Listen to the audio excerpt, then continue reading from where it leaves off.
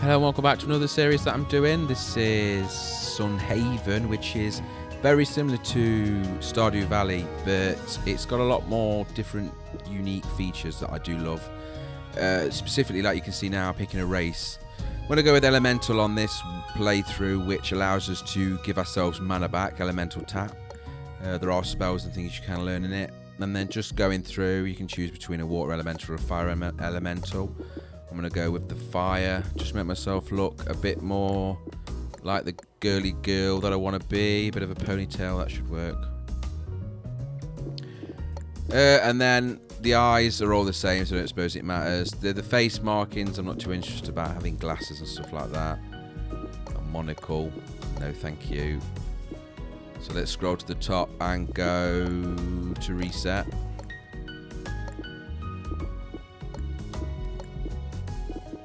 And just sort out the clothes. So this is very similar to Stardew Valley in its setup and the way it works. It is a farming game after all, but there is a lot more to do in this one, in my opinion anyway. So I do prefer this, or at least they're both obviously fantastic games, but I'm now allowed to pick a profession.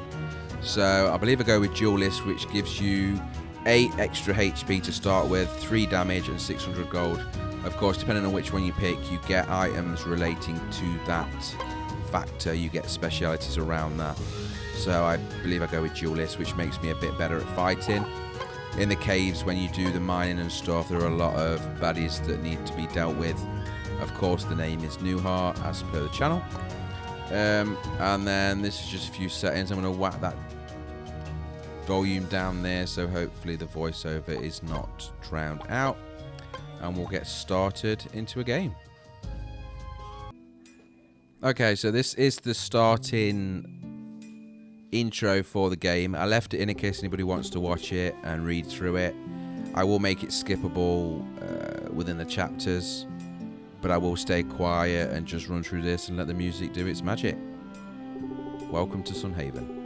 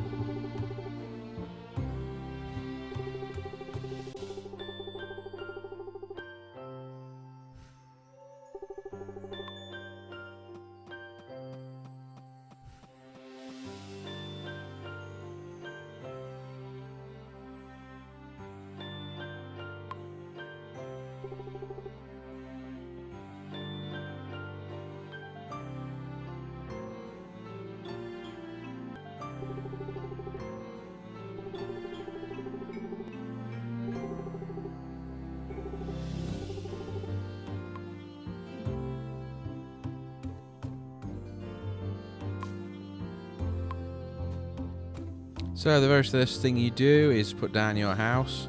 It is important to remember though that I'm just lining it up with that path, as you can see. It is important to know though that when you put it down you can't move it again until much later in the game when you learn or buy the destruction patch or demolition pack, something like that. So it stays there. Now I'm basically trying to level it up with that path to the right and then that path to the top, just so that when I build paths later on it kind of makes some sort of sense. I haven't got OCD, but it just annoys me if it's not right. So I think that's going to do us. And as you can see, you need a house demolition kit to do anything with it, and that's much further on and quite expensive if I remember correctly. So enter the house, very similar as I say, Stardew Valley, but that's about the last time I'll mention that. So again, there's a little bit of an intro here with your first person that you meet, Anne, before we actually get into the nooks and crooks of the farm life. Right, so let's get started. You start with some tools straight away. Scythe for the weeds, as you can see I'm going to start getting now. The hoe to start planting things. The axe is for your trees and your saplings, and the pickaxe is for your stones and rocks. The larger dark grey stones and the big thick trunks, logs, can't be done yet. You have to upgrade your tools to get to that by going to the armory and either buying a better option or upgrading it yourself using materials you've harvested yourself. So what we're going to do here is just clear out a bit of an area, just so I've got a nice clean sort of rectangle square shape at the front of my house that we'll use to progress with the first few items and crops that we want to grow. And then from there, we will see what we want to do next. I'll be right back.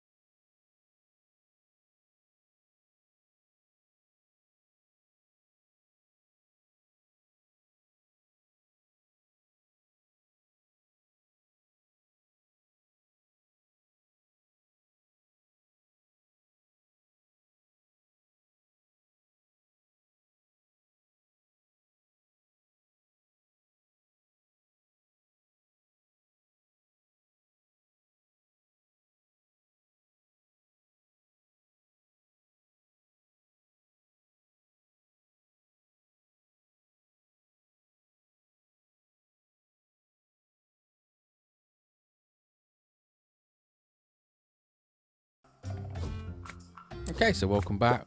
Bit cleaning out. Obviously all the stuff you can see left is stuff I can't actually get rid of, the big rocks and the large trunks. Again, as I mentioned, you need to upgrade. So any and all of the seeds that I gathered by cutting the weeds, grass, etc. I'm planting, because everything's critical at the minute in terms of profit margins. There's a lot of leveling up you can do. There's proper like RPG type style level ups for exploration, farming, mining, combat, fishing, as you can see along the top. And you work your way across there. Questing file, and there's a nice big map to use. There are a lot of areas that aren't on the map, so the map is not exhaustive. There are more places to go than that, but it's a good place to work around for your free roam and help you figure out where you want to go. And there is your total stats for your character. As you can see, my attack damage and health are quite high because I stacked that as an option.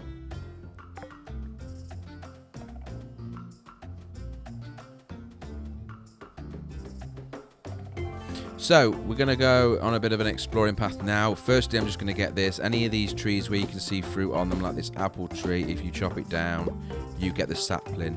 You can then take that sapling and plant it near your farm and harvest that on the regular basis, and regular basis being however often that may be. I'm not sure what it is though off the top of my head. And then onto the beach just to collect all of the items, the washables, usually shells, logs, starfish, and the odd tortoise, I believe.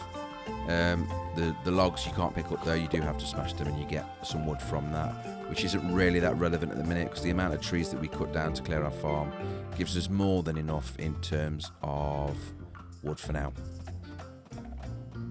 Going over here, you can see that warning sign there that there are baddies or enemies through here. And this is the first area to level up. Now, you can't do damage with your axe, but you can do damage with your scythe. And although we shouldn't technically be here because it's far too soon, you can see that it's quite easy to kite on this game actually. So you just hold the button to attack and walk around the actual mobs, and they don't hit you very often. You are going to get hit, or at least I do, but you don't get hit as often. So moving over after that, clearing them out, you can move over to the next island, which is actually the main beach, I believe, and there's a lot more items to pick up there, so we'll get those picked up.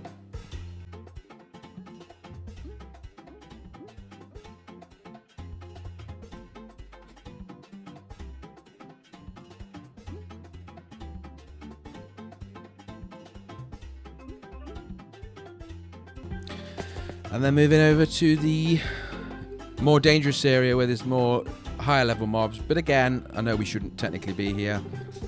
We can't go in that cave. That's actually a new item. Since I played this, I don't remember seeing that last time, but I'm not sure what's in there. So there's some more mobs. But again, you can just kite them around, just round and round and round.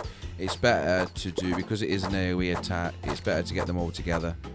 Just keep going round and round and round and like that. It is worth it because you are getting experience, right, for your combat skill. You're getting sand, which you can sell, and coins from killing them. But more importantly, you're getting your combat skill up. And we have built this character to be good at combat. So the armor that you can see it's showing us now, because we're taking damage, we do need armor. We are getting hit, but it's manageable. It's not gonna kill us. We don't die, so it's not a problem.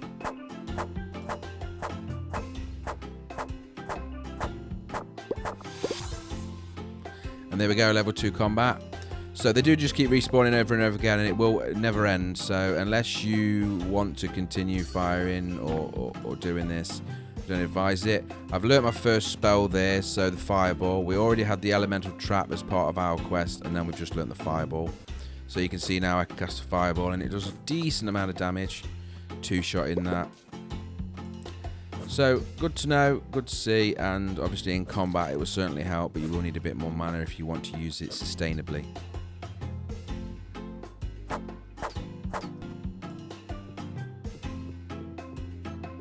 And making our way over to the fishing shop now on the pier to hopefully buy a fishing rod, because of course fishing is a very important part of this game as well, and it's also a thing that needs leveling up. I can only afford one, 500 gold, and I only had 542, so we've got 42 gold left, but we have got a fishing rod now, so that gives us another way of making some gold. And similarly to other games like this one, you basically put the gold in the sell point and earn it the next day.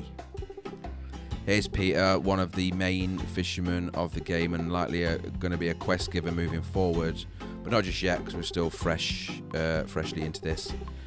But it's always a good idea to start speaking to people, getting used to people, because relationships are important. Again, the mobs are back down here. I try and kite a lot more of these. As you can see, I'm getting braver because these die pretty easily. So I kite all of them together and then just wipe them out in one go. And then there's the crabs with, I don't know what they are, like cowboy hats on of some description, I think.